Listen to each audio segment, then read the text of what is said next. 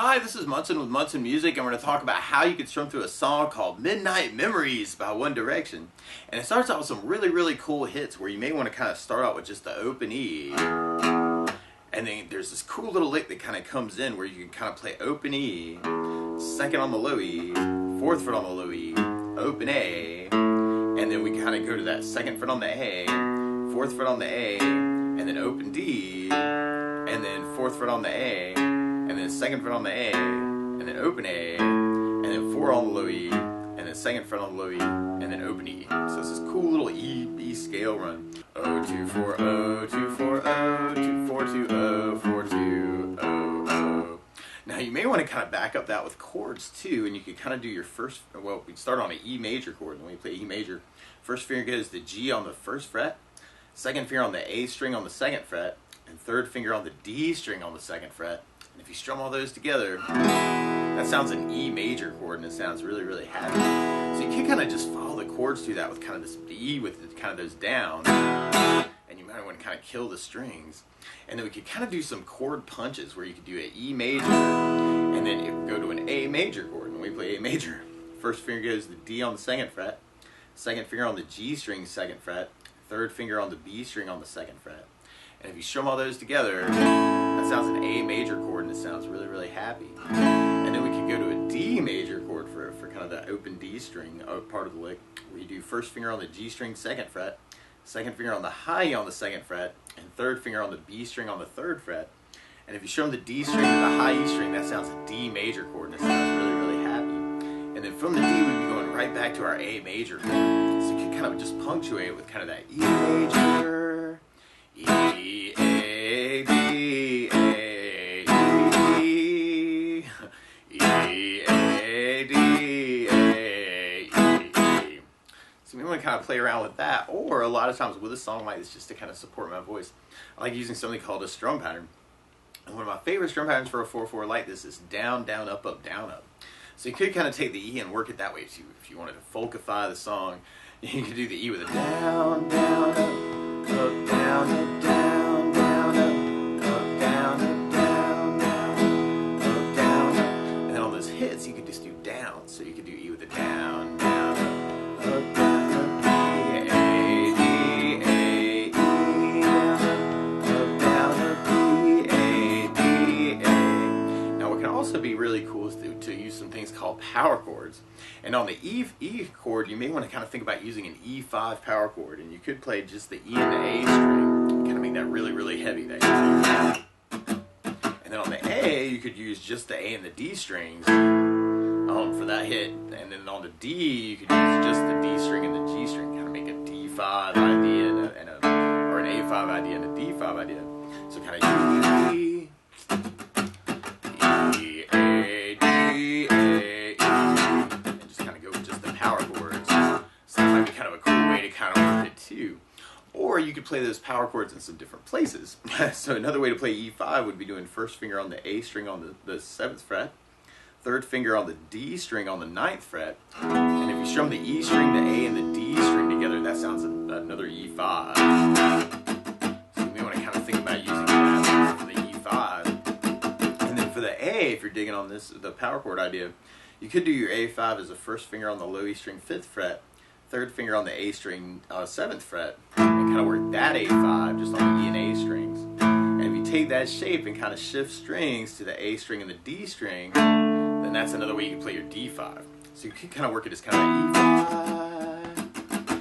E, A, D, A, E. If you're kind of digging on playing a little bit higher up on the neck, that might be kind of a cool option too. So you got a couple different options through the verse. Or you could even kind of take the power chord idea and kind of try it just with downs. Actually, it might be kind of a cool way to do it. E, A, D, A, and kind of fill in that time. So a lot of times with a song like this, I like having a lot of options so I can figure out how I'm going to play it out. But then from there, we'd be basically repeating that until we get to our pre-chorus part. And our pre-chorus starts on an A major chord, and then we do another A, and then we go to a C major chord. When we play C major, first finger goes to the B on the 1st fret, second finger goes on the D string on the 2nd fret, and third finger goes to the A string on the 3rd fret. And if you strum the A string to the high E string, that sounds a C major chord. It sounds really happy.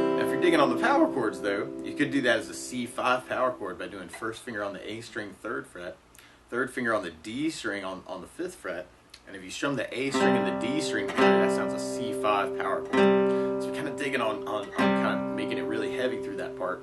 And it does kind of sound like this in the recording too, where you can kind of do those 8 downs on the A twice, and then the C, you kind of make it like this big buildup, and then D, and then there's a break where you could stop, or if you wanted to, I think you can kind of fill it in with the E5 at the very end. So it's kind of, I'm imagining some E chords there for if I was playing it out. I'd kind of want that walk to kind of continue all the way up to the E. Now there's also this cool little, the strum pattern. So you could do your strum pattern to that too. And then you have A, down, up, down, up, A, down, up, C, down, up, down, up, C, down, up, down, up, D, down, up, down, up, D, down, up. And if you wanted to, you could work the break, or you could go to the E major at the very end of that phrase. Then we'd be going into our chorus part, and our chorus actually kind of starts on the E major or the E5, and then we go to an A5, and then we go to a B5 or a B major or a B7. Actually, there's a couple different options here. If you want to go follow the power chord idea, you can do first finger on the A string 2nd fret, third finger on the D string on the 4th fret, and strum just the A and the D strings together, and that sounds a B5 power chord. So you may want to kind of just use just that, actually kind of have that E, A with kind of 2 hits, B with 2 hits, and another 2 hits, and you'll kind of hear this cool little lick around that, where you'd have the O, and then 2, 4 on the low E string, open A, and then 2, 4 on the A string, and then kind of going into that B5 at the end.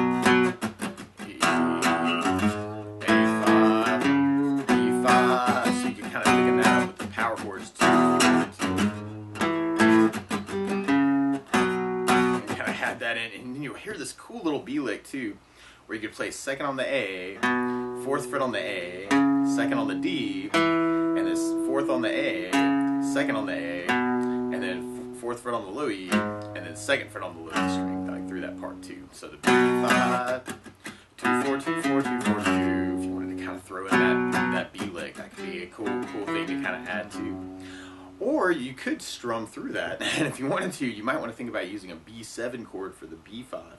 And then when you play B7, first finger goes to the D on the 1st fret, 2nd finger on the A string 2nd fret, 3rd finger on the G string 2nd fret, and the pinky on the high E string on the 2nd fret. And if you strum the A string to the high E string, that sounds a B7 chord. So you may want to think about just filling it in if you wanted to, if you're just playing it out.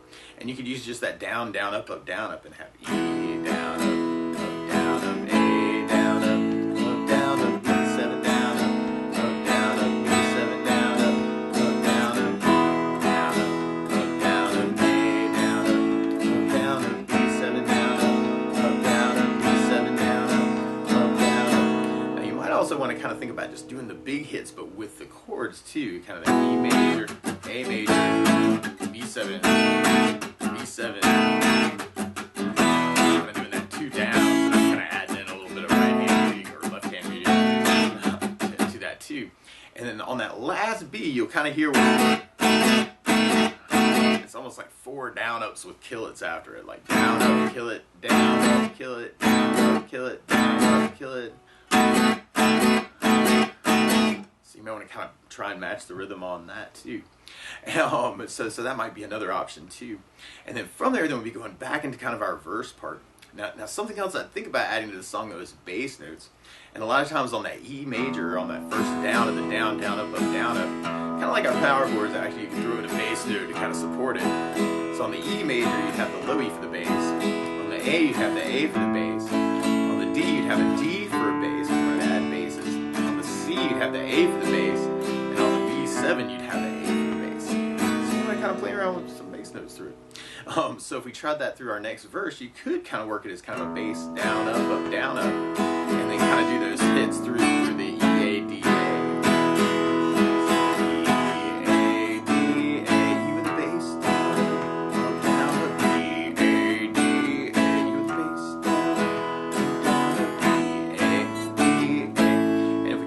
that idea and apply it to our pre-chorus, then you have the A with the A bass down, up, down, A with an A bass down, up, down, C with an A bass down, up, down, C with an A bass down, up, down, D with an E bass down, up, down, D with an E bass down, up, down, up. And then we can do that break, or we can just kind of keep it going on into that E major, kind of set ourselves up for the chorus. And then if we tried that idea through the chorus, you'd have the E with the bass, A with an A bass, C with an A bass, C with an A bass, E below the bass, A with an A bass, C with an A bass, C with an A bass.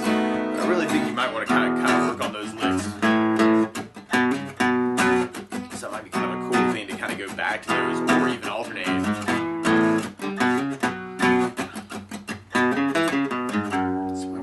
Play around with those licks too. And then from there, we'll be going into our bridge part. And on our bridge, we go to a C sharp minor chord. And you could do this as just a C sharp 5 power chord, where you first finger on the A string 4th fret, third finger on the D string on the 6th fret, and you can kind of work that for kind of that C sharp. And or if you're kind of interested in the chord, or the bigger chord that would back that up, it would be a C sharp minor chord, where you do first finger across the entire 4th fret, second finger on the B string 5th fret, third finger on the D string 6th fret, and the pinky on the G string 6th fret. And if you strum all those together, that sounds a C sharp minor chord, and it sounds very, very sad. So you may want to kind of try that with kind of just those down, C sharp,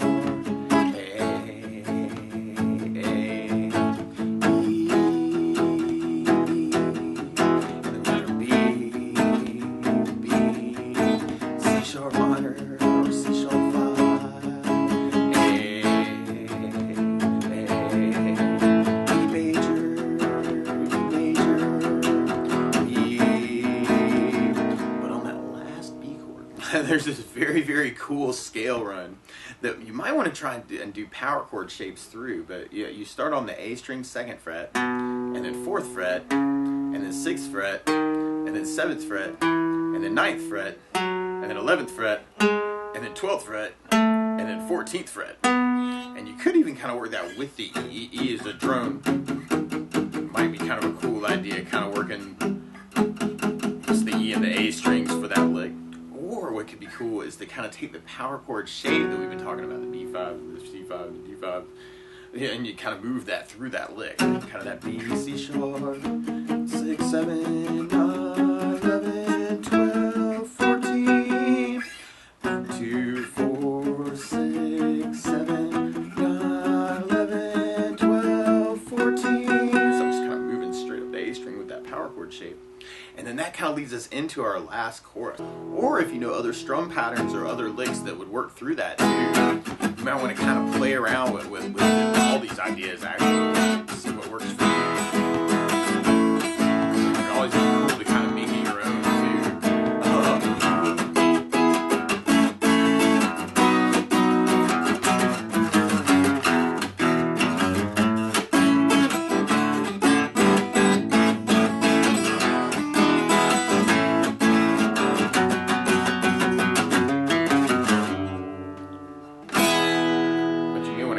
Experiment with that and see what works for you. But that's the basics of how you can strum through Midnight Memories by One Direction. So good luck!